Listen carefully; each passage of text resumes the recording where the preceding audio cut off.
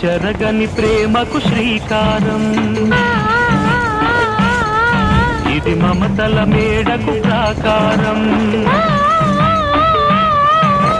పండిన కలలకు శ్రీరస్తు, పసుపు కుంకుమకు శుభమస్తు, కనివిని ఎరుగని అనురాగానికి కలకాలం వైభోగమస్తు, కలకాలం వైభోగమస్తు.